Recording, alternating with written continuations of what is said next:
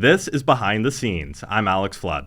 Family, friends, and fans of Canadian music legend Gordon Lightfoot traveled from all over the continent to pay their respects for the icon at his visitation in Orillia this past Sunday.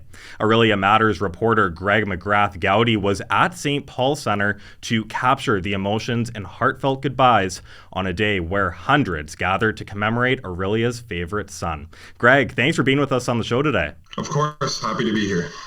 Well, to start, Greg, I can't even begin to imagine what that energy must have been like on Sunday. Can you describe what the atmosphere was like and what it was like to be there?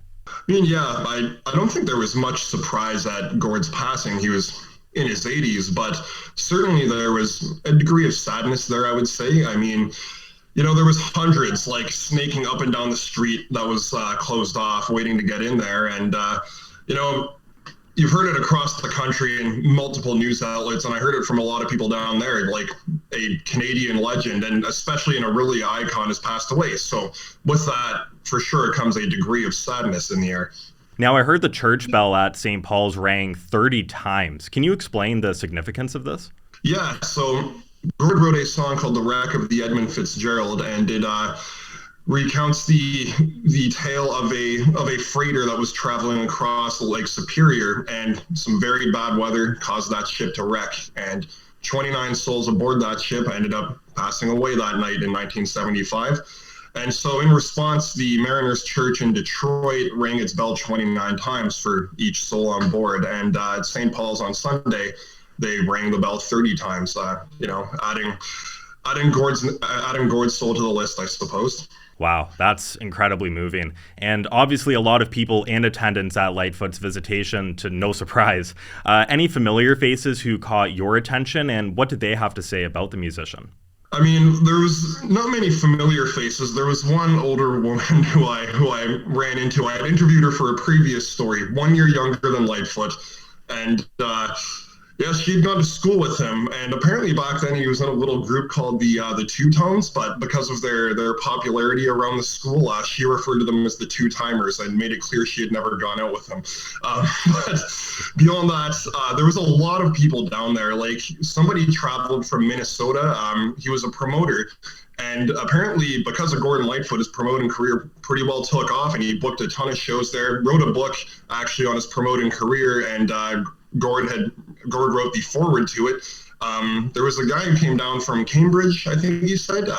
He was 86 years old himself, but 30 years ago, and for about 20 years before that point, him and Gord and various others would go on canoe trips as far away as the Northwest Territories, and they've gone 1,000-kilometer long canoe trips together. And there was just all kinds of people, people who have grown up listening to his music. One couple who credits Gord Lightfoot to their marriage, because they sort of started going out because of a Lightfoot concert back in the day. So there was all kinds of people down there for sure. Yeah, endless stories there, it sounds like. That's incredible. Many Canadians obviously understand the impact Lightfoot has had on the country, but maybe for those who don't live in Orillia, how would you describe, Greg, the impact he had on his hometown?